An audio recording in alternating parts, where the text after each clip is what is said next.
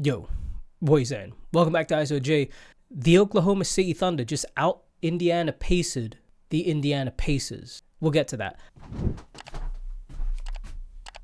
You should probably like the video and subscribe if you're here. That'd be cool. Have a good one. Final score 111-104. Honestly, this gave me shades of game 3, where it was kind of close the whole way through, and then one team just pulls away in the end. And for this one, it was the Oklahoma City Thunder. So for a lot of this game, you feel like a team, especially in the era of basketball we live in now, where the threes are your live and die barometer. If you win or lose this game, it is down to a lot of your 3-point percentage. And for a team that shot 18% from 3 compared to a team that shot 30% from 3, there's something there. I do feel like Indiana should have won this game. And it's just one of those where as long as you can keep the game close, as long as you're in punching distance, no lead is ever safe. And they were up 10 going into the fourth, maybe up 8-ish. And you think, okay, just ride it out.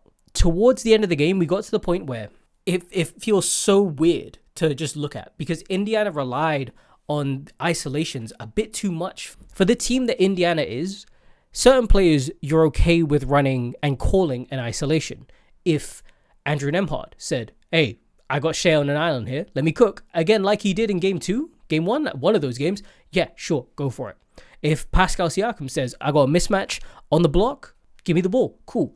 Tyrese Halliburton shooting isolation threes after bing, bing, bing dribbling for like half the clock feels very strange to me. Like, that doesn't seem like Tyrese Halliburton at all. And I remember watching it last night and just being like, feels off. Something doesn't feel right about looking at this. And yeah, it didn't. Shai did not have a great game early. If you can keep a player's field goal attempts near their points, then you're in good shape. They're not being that efficient, you know? That's where you kind of want to be. Indiana took a very early lead, bombing threes in, and you were like, oh, okay, this team is ready now. 9 of 12 from the field, 8 assists in that first half alone, or in that first quarter alone.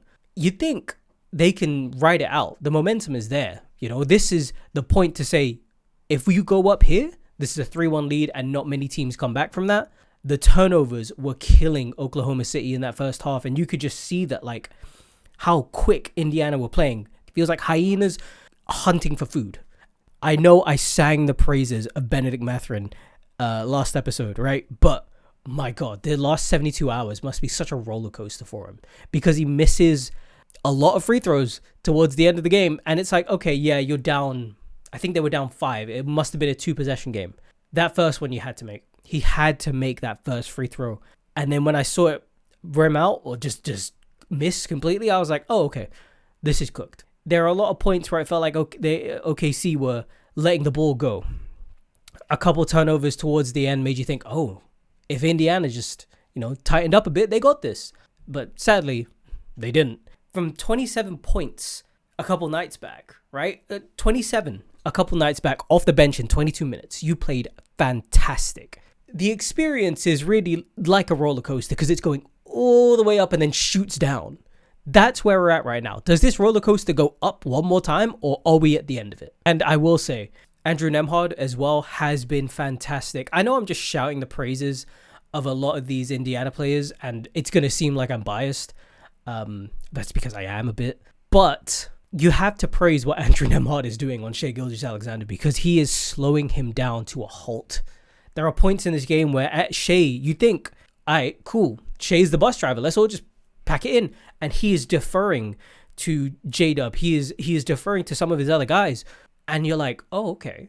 Shai does get pulled with 3 minutes to go in the first. Usually, I think Doris Burke mentioned it on the broadcast, where he'll usually play that first quarter. And I think it's actually quite good for him to be pulled quite early. It does stagger his minutes. Once you get into that second quarter where Tyrese Halliburton decides to sit, then you can put Shai back in. You have someone on offense to go to, especially a guy like Shai. There was also a point where I just think the funniest thing could have happened, where Obi Toppin fails to really realize he has an open shot. I think Richard Jeffers had said it on the broadcast, where especially this deep in the playoffs, you're not always going to get the great shot, so you can't pass up on good ones, because that good shot is the best shot. I think I actually quoted that verbatim. But it's true, right? And Obi Toppin really learns that throughout this series. And in this set entirely, I think it really gets nailed into his brain. He hit back-to-back threes straight after, as in just to say, okay, my bad, I got us again. He forced a shot clock violation with a block on J-Dub, gets an alley-oop from Pascal Siakam, gets offensive rebound, I think it's off like Halliburton miss or something like that, and gets the free throws with it. He gets fouled, gets free throws, and then he missed both, and then the roller coaster ended, but it was a good roller coaster nonetheless, right? I feel like I'm just picking apart what the broadcast is saying, but sometimes I think they're really spitting, and I always really like Richard Jefferson for this. But the smalls for Indiana are better than the smalls for OKC. And I want to take this in two ways, because I feel like Indiana's role players better than the role players for OKC. The role players for OKC are great defenders and great shooters, right? The role players for Indiana can do so much for you. When Tyrese Halliburton gets off the court, right, and TJ McConnell comes in, you still have someone who can run the offense. Andrew Nembhard, in his own right, isn't the star of this team. He has a role to play, and he is playing his role excellently, even down to like a Miles Turner being a huge stretch big, Obi Toppin coming off the bench and just giving like everything that I said earlier. Benedict Mathurin, yeah, he didn't have a great game here, but a 27-point outing the game before. The small players, the role players for Indiana, they're just better. Indiana just have better role players than OKC do. Granted, OKC, however, have a better defensive like lineup off the bench. They can just throw anyone at anyone and something will work. You have Alex Caruso, who gave you 20 tonight. And at the end of the day, you have the best player in the NBA. Do I believe that? Not really. He is the MVP for a reason, For pound, he is there. He is up there in the upper echelon of players in our league today. The other side of that statement, the small ball lineup for OKC isn't as good as the Indiana one. When you have Pascal Siakam, who can play like a small ball 4, small ball 5, you have Obi Toppin, who can come in. Miles Turner is stretchable and like has a decent enough first step to get past some guys, sometimes, like Isaiah Hartenstein. My last point for this video. Andrew Nembhard, I think, is the best Shai defender. And what happened a lot towards the end of this game is that they got the switch to have Aaron Nesmith. And Aaron Nesmith is a great defender. But I think Aaron Nesmith is a great defender in the way of... Okay, think about the Knicks, right? I think Mikal Bridges is an awful defender when tossed to guard players bigger than him. That's why you have OG Anunoby. But when you have a Mikal Bridges who you can put on a smaller or on like a point guard or a 2 guard, someone that he can physically match up with, perfect. I feel like Aaron Nesmith is at the point where he can guard a J-Dub, but I don't know how well he fares against the Shai, because it feels like he can't keep his hands to himself. He has bailed him out on so many occasions deep in the stretch, fouled himself out doing so, giving Shai easy trips to the line. I think that's the difference between the two, right? Naismith is a bit less composed, a bit less disciplined than Andrew Nembhard. Andrew Nembhard is, cool, I'll keep my hands here. Aaron Nesmith will cheat. Aaron Nesmith will reach, and sometimes he'll get it. Fair enough. Understandable. You don't get the ball without trying, and he tries, and sometimes he gets it. Down the stretch, against Shai, he could not stop fouling him. He bailed him out so many times, and there were points where, I think there was one point, there was 0.3 on the shot clock. He just gets his shot up, and you foul him. Come on, man.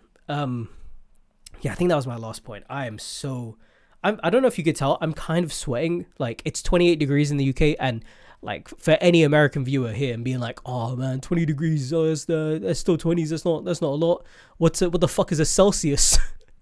The UK is different. Okay, all the houses are built of concrete. I am sweating. I hope you have a good day. I'm gonna go sit in an air-conditioned room and edit this video.